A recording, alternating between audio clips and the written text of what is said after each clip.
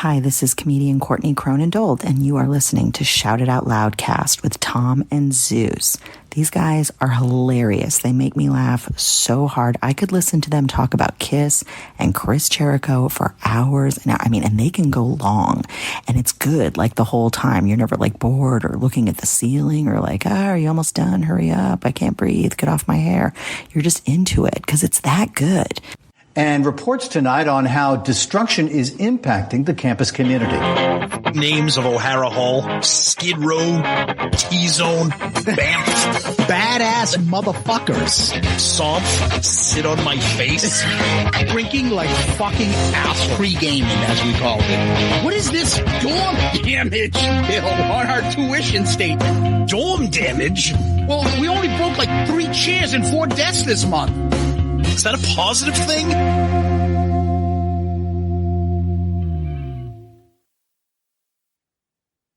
Bam! That's right. We're back with another episode of Dorm Damage, the show where anything and everything is on the table and the table gets smashed. This week we're at episode 103, and it's a concert review by me once again, Zeus. Well, I ain't certainly going to concerts these days. I think I'm too old for them, Tom. I don't know what it is. I don't know who I want to go see enough that I will go to a concert. AC/DC might have been it. AC/DC might have been it for you. Oh, and that was great because it was great. We had something to put my back against the wall. Like, sit down. We got those $9 sausages on the way out. $9. They ended up being like $25. Yeah, that's true. About. It's true. All right, So let's hear all about the festivities. Tesla. I know the last time I saw them twice, I would say in the last 5 or 6 years. I forget with who, but I know I've seen them twice. Yep. When you asked about this one, I had a hard pass on it. That's okay. No, I get it. I just want to explain myself. Yeah. I've seen them the last 5 years. There's nothing new they're going to be doing. Right. If anything, they're older. Yeah. And it's. I know you love Hampton, going up there. That's a fucking hike for me. For you, oh, absolutely. It's twice as long. And the only thing that got me going here was that it was a weekend show. Our friend Jimmy that we've talked about, we went to AC/DC with, Jimmy's friend who I've been to a couple shows with before. So, no, I mean, it was fun. It was a long day. I mean, I had to work all day Friday, come home, take care of the dog, and then drive up to Hampton and drive home. So, but anyways, enough of bitching about being who's his friend? Was it a Stonehill guy? Was it 70s guy? Did he go with you? Was it Garth Gibbons? It was fucking dude. It was not him. No. So we always go up to Hampton. We go to Wally's. That's like the place where we go. And it was funny. I sent Zeus a picture because Wally's has a stage. We've actually seen Fozzy there before. We hooked up with Jericho and PJ there one time. So they have bands performing. And former guest of the show and contributor to our book, Raise Your Glasses, was former Senator Scott Brown in the Diplomats, his band. Now, unfortunately, we were there for like drinks and some food, so I didn't get to see him. But I was like, oh man, I'm like, that would have been cool. So we didn't get to see him, but that was fun. So, Wally's is always an interesting place to go. Beer, food, all that stuff. Some drunk guy came up to Jimmy and pulled a picture out of his wallet and goes, "What do you think of this?" Jimmy goes, "Who are these people and who are you?" The guy was like hammered. The guy's like, "Oh, this is my son," or whatever. And the guy's like, "Yeah." And then the guy just randomly is like, "You play sports?" Jimmy's like, "Well, something like, are you into sports?" Yeah, like 30 years ago. Yeah. So the guy left, came back with a football. The guy went out to his car and came back into the bar with a football and was like, I'm like, dude, we don't know you. What are you doing right now? You're hammered. It's like 6 o'clock. He wants to have a football game in the middle of the bar. Yeah, the guy was just an absolute weirdo. So anyway, we get to the venue. We go to the venue. All right. If you've ever been to the Casino Ballroom in Hampton Beach, it's great. Nice. Now that I think about it, Tom, I'm going to cut you off. Yeah, please. Are you sure that wasn't QB Ace Fraley? Yeah, exactly. Paul Fraley? Hey, buddy, go long. I'm gonna hit you on this out, Pat, and you're gonna run for me. Ooh. Exactly. Yeah, I think you put some photo up where the guy, the Super 70s guy, had like Ace Frehley as the number 3 quarterback because they had that photo of him holding a football at Cadillac, right? Yeah, it goes my quarterback rankings. Number 1, Tom Brady. Number 2, Joe Montana. Number 3, Ace Frehley. Call me Paul Frehley. Hey, I was Ace because I was a superstar quarterback back in high school. Oh, God. That's kind of, this guy could have been that. I instead of throwing up I used to shit my pants by the third quarter. Oh. Uh-oh. Ace has made his way over into dorm damage. We're screwed now. Oh, fuck. Hey, go long, buddy. Ooh. He'd be fucking drilling patrons right in the fucking head with a football. Oh, sorry, ma'am. Didn't mean to. I thought I was a pass interference. You know, I didn't know what you were doing there. Oh. Grab this guy another PBR.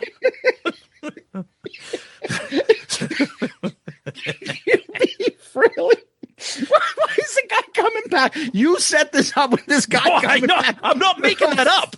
With a football in the middle of the literally left the bar, came back with a football. I'm like, what are you doing here with that? Let's go 2-on-2 touch football. Let's go. God. Hey, Peter, Chris, go long. Oh, all right. So we get to the venue. No, it's fine. This is what we do. It's fun. So we get to the venue, Casino Ballroom, big open place. So most concerts like this are general admission, so just standing. So we get there, and we knew in advance that there was some no-name opening act, which turned out to be inadvertently the most hilarious part of the show. Oh. Because some band musician guy named Kurt Deemer, never heard of him, don't know anything about him, comes out on stage 8:00, and the band were like, whoa, these guys sound like heavy, like they sound like real hard rock, borderline metal music. Like, okay. And then the guy comes out and he looks like he's like an older guy, older than us, but he's a cross between like Fred Durst and like House of Pain. And he was like singing, talking, rapping over like this really hard rock, like metal music. It was me, Jimmy, and his friend Scott. The three of us looked at each other. We're like, oh my God. Now, mind you, they played for 45 minutes as an opening act. 45 minutes. It was fucking painful. Painful. I'm sorry. If anybody knows who this guy is, good luck. It's the worst opening act I've ever seen in my entire life. And me and Zeus have been to a ton of shows. So anyways, enough about that. Are you sure it wasn't censorship? You gotta edit that out. Fucking stop that. So Tesla, if you've seen them recently, you know, obviously the band sounds great. You know, they're all old and kind of fat. Wearing some of them have some bad wigs. Brian Wheat, God love him. The guy can still play. He looks like the Stay Puft Marshmallow out there with a wig. God love him. I don't understand how somebody doesn't say something to him. I don't know. The guy that can still play. I'm sure I heard my cousin knows him. My crazy cousin Mike from Michigan. He knows him. He's buddies with him. Yeah. Somebody, I'm surprised his dumb ass didn't go up and go, dude, that was awesome, fucking awesome. What the fuck is that on your head? What do you have on your head? It is horrendous looking. Yeah, it's a bad look. And he has this weird expression on his face. Always like his jaw out. And like Frank and then Frank Hannon, who I love, he got old fast. And he's embracing being old because he just has long, straggly gray hair and glasses. He's like, fuck it up. He's like, fuck it, I'm old. It's like Mr. fucking Roper with long hair. Yeah, I mean, they still play great. And obviously the big thing that people talk about is Jeff Keith, also known as the Crypt Keeper. Now, Jeff Keith has a very distinctive voice. I will say this right off the bat. Very, very surprisingly sounded good. Now, I can tell you right now, there is absolutely no trace of backing tracks. That's Jeff Keith singing into the microphone. Mm-hmm. And certain songs that don't require a certain vocal register, he does much better at. Mm-hmm. But he sounded good. I mean, again, these guys have been around for 40 plus years. He sounded probably better than we've seen him the last few times, which I was surprised. So they come right out. Right off the bat, couple songs back to back off of Mechanical Resonance. They do Rock Me to the Top, Modern Day Cowboy. Nice. Great stuff. Yeah, great stuff. Then they go right into Hang Tough. They've used that as an opening before. Not the New Kids on the Block version. This is like their own version. Hanging tough. Exactly. We're rough. Okay. Okay. And then, so they start out with 3 bangers in a row. Then they kind of go into, for me personally, a little bit of a rough patch here. Now, I hate to admit it, but Paul Stanley would have looked at me and said, see, this is why we don't play deep cuts. So they play a song off of an album that, unless you are a super diehard Tesla fan, so there's an album that came out in 2003 called Into the Now. It's not a bad album, but fucking nobody owns it. They play a song called Mighty Mouse. Now, which is a great song, but it's like super friggin' deep cut. It was okay.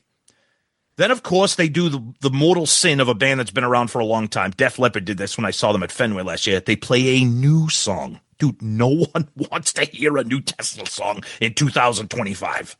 So they play a new song. Like, all right. Tesla loves their covers. They've done tons of cover albums. This one sounded good. They did Walk Away by the James Gang. It's okay. Like that 70s kind of classic rock. It was fine. Mm-hmm. Okay, so they're kind of hitting the skids with the crowd now. The crowd's kind of starting to be like, what the hell is going on here? The crowd seems to love it. No, they didn't. So then they do another cover. So this is 4 songs in a row of a deep cut, a new song, and 2 covers. And this is I Love You by the Climax Blues Band. I don't know what the fuck that is. No idea what that is. So that was a little bit of a pee break, fucking go to the men's room thing. All right, then they get back into it. Then they play Heaven's Trail. Great song. No Way Out. Everybody knows that one. Great song. Then for some strange reason, they go back to Into the Now.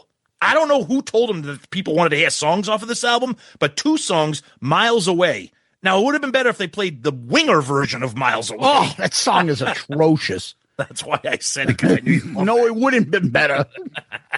Well, this one wasn't that much better, although it's Tesla, so it's obviously markedly better than Winger.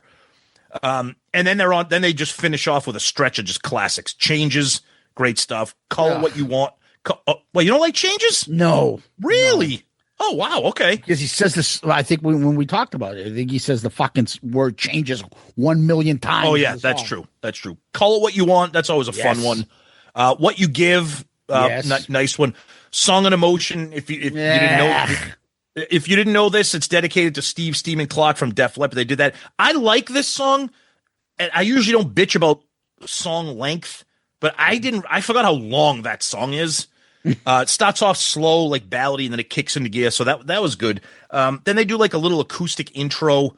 They do Love Song, which everybody loves. They do Little Susie, which everybody loves. We left after Little Susie, so that was 16 tracks or 15 tracks. We left because then their encore is fucking Signs, which is just horrendous and unlistenable. No, it's not. I like that. Oh, Signs? Yuck. Yeah. Oh, yeah. terrible. I thought last time I heard that they were playing Lady Luck.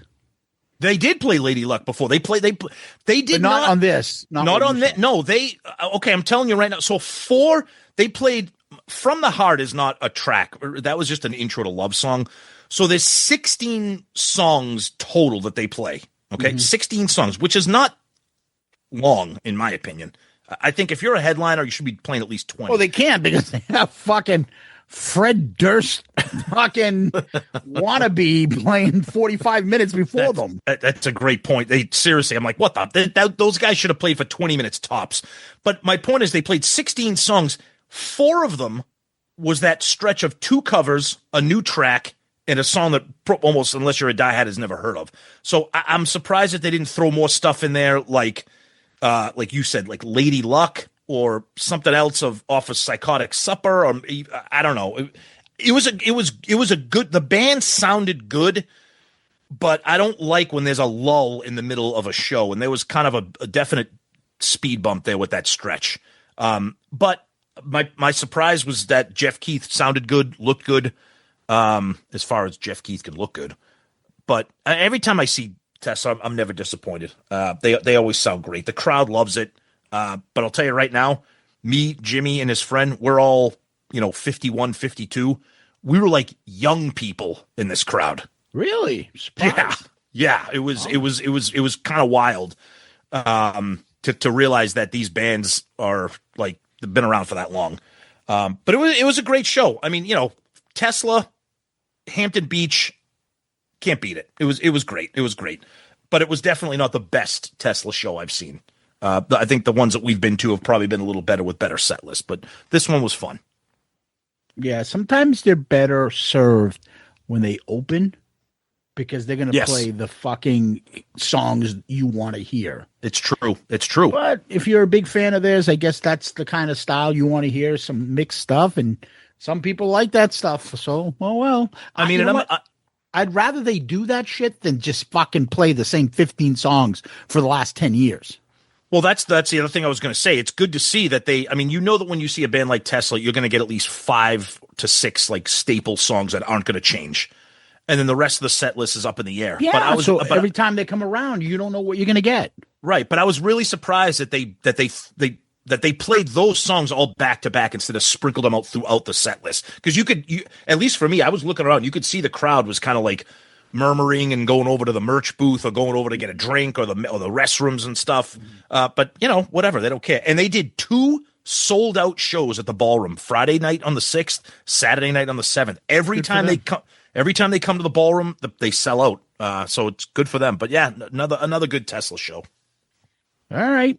Till next time. Peace out, Girl Scout. Oh, you over here? Yeah, I'm over here now. Zeus, it's me. I want to end the show now. Jesus Christ, Tom. Jesus Christ. Let's end the show now while we got the muscle.